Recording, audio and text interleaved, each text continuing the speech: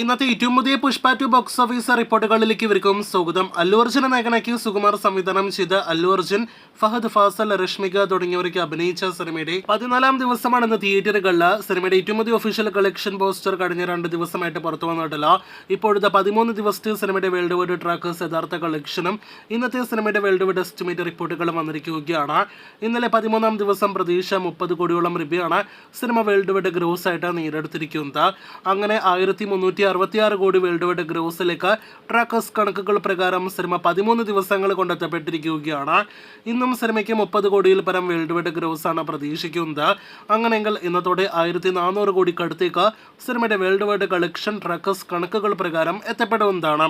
അതേസമയം official collection 1500 കോടി കടന്നിട്ടുണ്ടാകുമെന്ന് പ്രതീക്ഷിക്കുന്നു. അടുത്ത ദിവസങ്ങളിൽ മൈത്രി മൂവി മേക്കേഴ്സിന്റെ ഒഫീഷ്യൽ കളക്ഷൻ പോസ്റ്റർ വന്നേക്കും. കാത്തിരിക്കും ആ കണക്ക് അറിയാനായിട്ട്. ഇതിനിടയിൽ നേരത്തെ ഒരു വീഡിയോയിലൂടെ പ്രേക്ഷകരെ അറിയിച്ചതുപോലെ പുഷ്പ 2വിന്റെ ഹിന്ദി നെറ്റ് കളക്ഷൻ മാത്രം 600 കോടി പിന്നിട്ടിരിക്കുകയാണ്.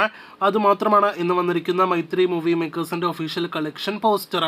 ഇനി നമ്മുടെ കേരളത്തിലേക്ക് വരികയാണെങ്കിൽ സിനിമയ്ക്ക് കേരളത്തിൽ ഈ ആഴ്ച വലിയ വ്യത്യാസമില്ലാത്ത കളക്ഷൻ തന്നെയാണ് പ്രതിദിനം വന്നുകൊണ്ടിരിക്കുന്നത്. ഇന്നലെ ഇതേ സമയം 10 ലക്ഷത്തിൽ പരമാണെങ്കിൽ ഇന്ന് 9 ലക്ഷത്തിൽ പരമാണ് സിനിമയുടെ കേരള ട്രാക്കിംഗ് ഗ്രോസ്. ഇന്നും 20 ലക്ഷത്തിൽ താഴെ കേരള ഗ്രോസ് ഉറപ്പാക്കിയ സിനിമയുടെ ആകെ കേരള ഗ്രോസ് 17 കോടി 50 ലക്ഷത്തിലേക്ക് അടുക്കുന്നു. ക്രിസ്മസ് റിലീസായിട്ട് പുതിയ സിനിമകൾ എത്തുന്നതോടെ കേരളത്തിൽ പുഷ്പ 2 ഏകദേശം ഫൈനൽ റണ്ണിലേക്ക് അടുത്ത് കഴിഞ്ഞിരിക്കുകയാണ്. അപ്പോൾ കാത്തിരിക്കൂ പുഷ്പ 2വിന്റെ ഫൈനൽ വരെയുള്ള ബോക്സ് ഓഫീസ് റിപ്പോർട്ടുകൾക്ക്.